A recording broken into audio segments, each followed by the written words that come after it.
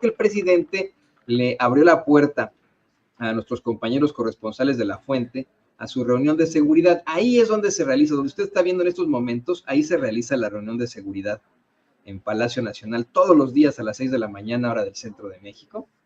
Y ahí invitó el presidente a los compañeros corresponsales para que vieran cómo es que cada miembro de ese gabinete de seguridad proporciona pues un informe sobre el estatus del combate a la delincuencia, a la inseguridad. Y mire, ya cerraron la toma.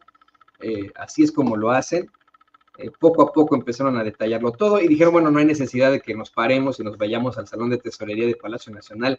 Haremos la conferencia de prensa mañanera aquí, y así fue como la hizo el presidente por primera vez en su historia, en estos 6 años, la primera vez que la hace sentado. Generalmente está parado todas las 3, 4 horas que dura la mañanera.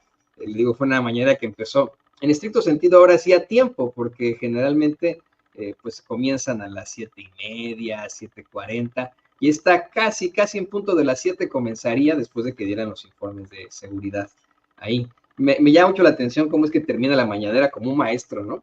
Como un catedrático en la universidad. Así, ¿no? Hasta haciendo como que sus anotaciones y etcétera. Me recordó mucho a mis años mozos universitarios. Y bueno, para algunos se planteaba en algunas escuelas de derecho, en algunas escuelas de periodismo, cuando terminaba la clase, algunos de los más sabidos decían Magister Dicti, lo que significa el maestro, el catedrático o la maestra, la catedrática, ha dictado su clase. Al final, muchos miembros de su gabinete son los que le aplauden al presidente, algunos compañeros corresponsales de La Fuente. Ya ve usted que no se acostumbra entre nosotros periodistas a aplaudirle a los políticos, pero bueno, al tratarse de efectivamente una especie de clase universitaria para el pueblo, pues ahí le aplauden varias personas. ¿De qué se habló de la mañanera? De muchos puntos. Mire, no hemos nosotros podido compartirle una sola nota porque justo cuando comenzábamos nuestro programa fue que comenzó la transmisión. No hemos podido compartir hasta ahora algo. Y también esto dentro de lo atípico, quiero decirle que estamos juntando hasta el momento 42 momentos importantes de la mañanera. Escuche usted, 42 declaraciones fuertes durante toda la mañanera, que en estricto sentido se habría dado entre 6 de la mañana y estos momentos 9 de la mañana con 42 minutos, es decir, unas 2 horas y media aproximadamente habría durado esta conferencia de prensa mañanera. Pero le digo, en estricto sentido, lo más fuerte de esta conferencia se centra sobre el injerencismo de Estados Unidos en Venezuela, la conversación que tuvo el presidente con sus homólogos de Colombia y de Brasil, el caso Ayotzinapa, duras declaraciones del presidente sobre Anabel Hernández, Tomás Herón de Lucio, Israel, y más planteamientos ahí interesantes. Vamos desmenuzándolo un poco y vámonos a lo que creo que yo es lo más importante que tenemos que señalar, y es pues hay que decirlo como es, la regañada, la reprendida que le da el presidente López Obrador al gobierno de los Estados Unidos, al pues decir que no son el gobierno del mundo, que no tienen por qué andar ahí pues dando sus comentarios de lo más, pues vamos, unilaterales o determinaciones unilaterales sobre una elección que ni siquiera les corresponde. Obviamente el tema fue tratado en primera instancia por la canciller Alicia Bárcena, así lo revisa, pero llega el turno de Emir Olivares de la jornada, este corresponsal de la jornada, que por cierto hoy, mire, con mucho respeto para nuestros cuates, amigos de la jornada y para el mismo Emir, pues se pasó de lanza, no respetó a los demás compañeros. Le digo, como periodistas tenemos que buscar la noticia como dé lugar, la información a como dé lugar, pero también tenemos ética. Y no es nada ético que si a uno le ofrecen solamente 2 preguntas en cada conferencia, pues se tome uno el tiempo de los demás, aproveche de los demás y haga una cantidad impresionante de preguntas, como las hizo Emir. Emir hoy, mire, con mucho respeto lo digo para Emir Olivares, pues se pareció mucho a lo que hace Dalila Escobar, la corresponsal de Proceso, en su participación, recriminaciones, especulaciones. Me sorprendió, no porque la jornada tenga que estar a favor del gobierno, sino porque la jornada generalmente tiene mucho rigor periodístico. Y ya sabe usted que el enemigo número uno del periodismo es la especulación. Bueno, será el enemigo porque es la especulación. Pero le decía que en una de tantas y tantas y tantas preguntas que le hace Emir Olivares, le pide al presidente su postura sobre el reconocimiento que el gobierno de Estados Unidos hizo al triunfo de la oposición en Venezuela y sobre su conversación con Petro y Lula. Y el presidente dice que lo más importante es evitar la violencia, que no basta con proclamas, sino que se tienen que presentar las actas. Ahí fue, y de hecho yo pidieron a David que se me puede rescatar el clip 15 mejor, antes de que vayamos al 31, vamos al 15. Luego de que, miren, eso se lo íbamos a plantear desde muy, muy temprano, el secretario de Estado de la Unión Americana, Anthony Blinken, mi tocayo Anthony Blinken, diera por ganador oficial a Edmundo González en Venezuela, el presidente López Obrador hoy en su mañanera advirtió que no es legal emitir un fallo dando por ganador a un candidato y regañó a Blinken, pues dice, su país no es el gobierno del mundo y esto no ayuda a resolver las cosas. Hacemos un llamado respetuoso a todos los gobiernos para que no haya intervencionismo. Ningún gobierno está autorizado, no es legal, no es legítimo el emitir un fallo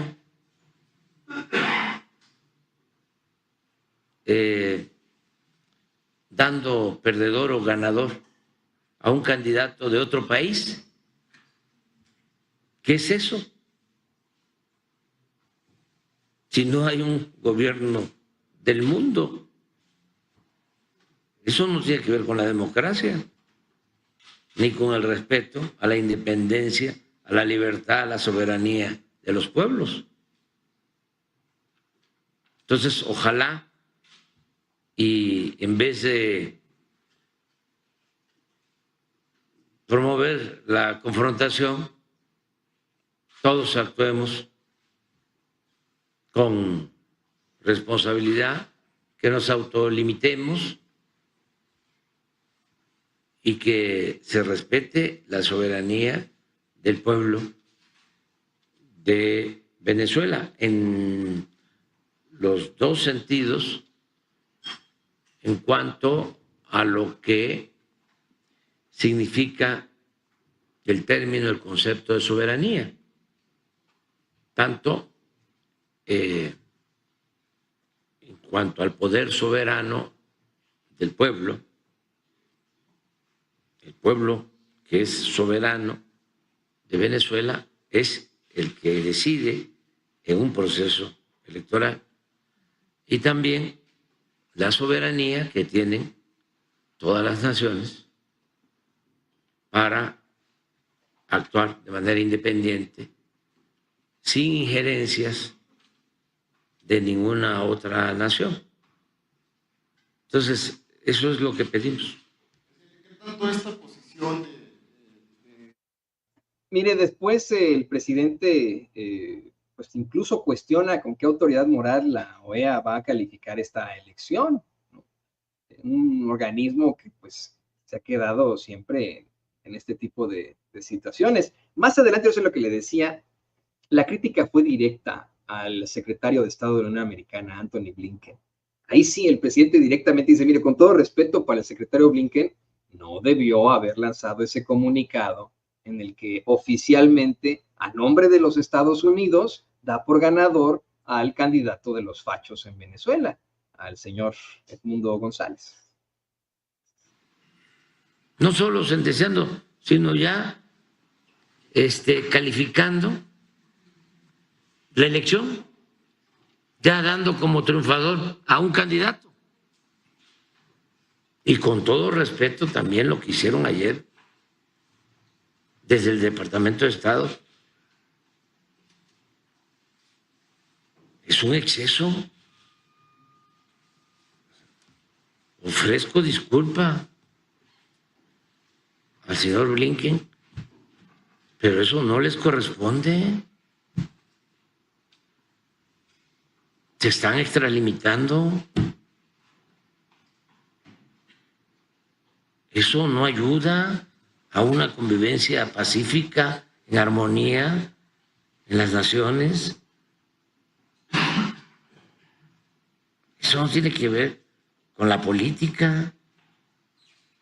La política se inventó para evitar la confrontación y para evitar la guerra.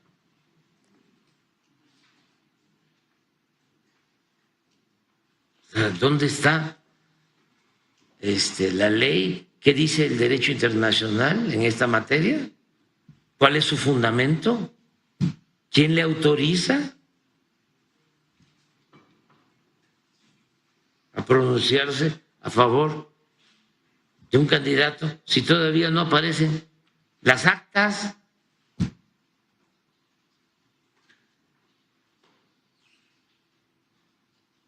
Antes, yo recuerdo que, bueno, no recuerdo, he leído, porque estoy joven, que fueron implantando el que los gobiernos tenían que ser reconocidos por Estados Unidos. Nos pasó así con mucha contundencia en la época en que nos invade Francia y el presidente Lincoln no reconoce a Maximiliano. Nunca. Pero en otros tiempos, de verdad que mire, efectivamente la relación entre México y Estados Unidos siempre ha sido esa, ¿no? De dos hermanos que a veces se dan unos agarrones, a veces uno abusa del otro, generalmente uno, el más grande abusa del otro, ¿no? Generalmente.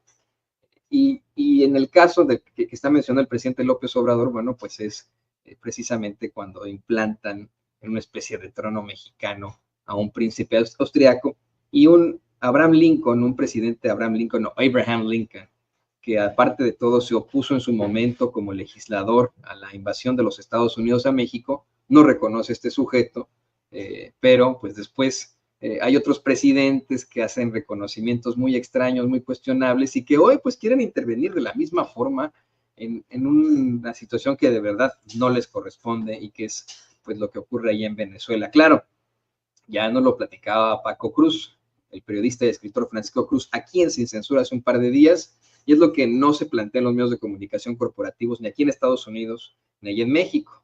Hay una razón de mucho peso para que Estados Unidos esté tan interesado en la elección de Venezuela, y es que Venezuela sobrepasa por miles y miles de millones de barriles de petróleo crudo, incluso Arabia Saudita, es el país que más concentración de petróleo crudo tiene en todo el mundo.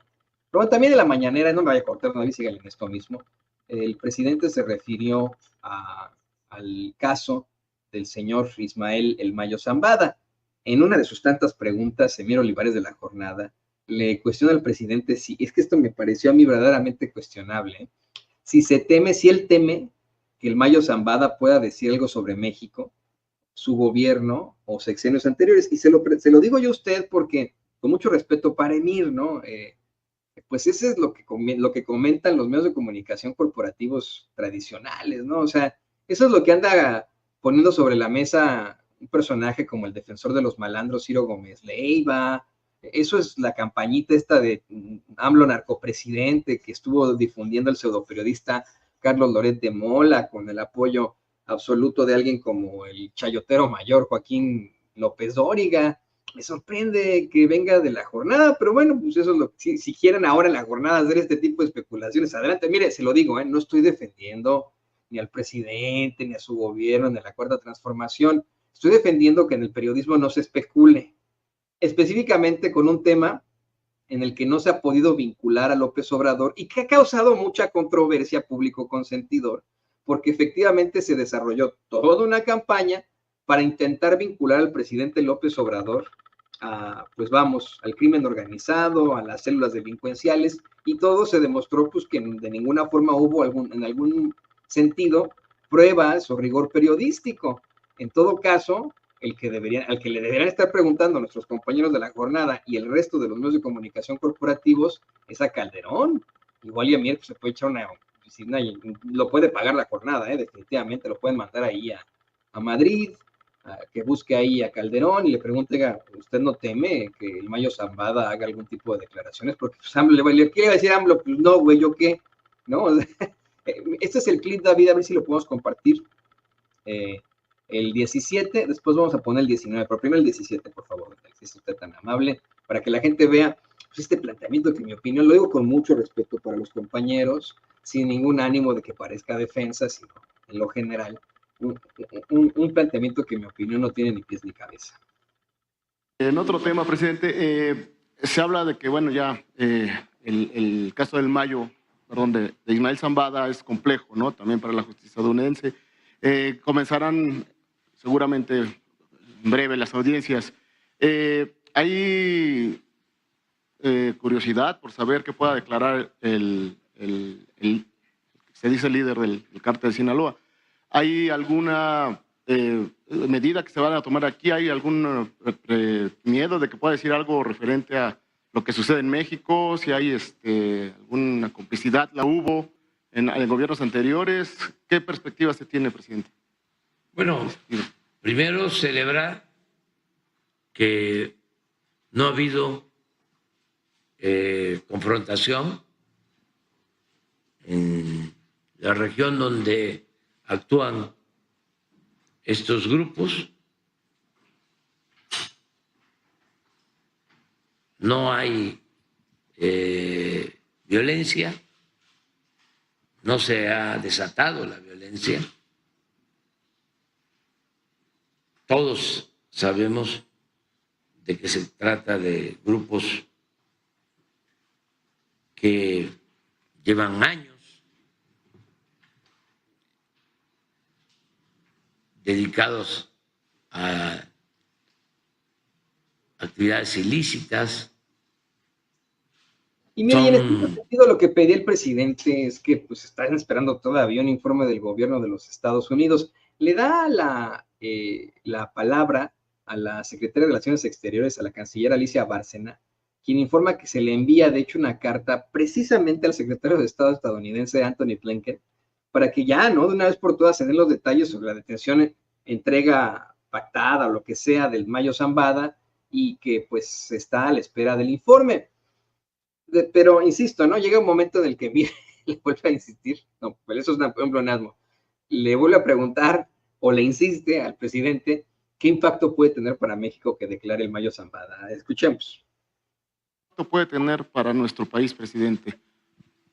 Nada que pueda afectarnos porque se tiene que transparentar todo. Hay que conocer toda la verdad. Cómo han actuado durante todo este tiempo, si hay asociación delictuosa con autoridades, qué autoridades,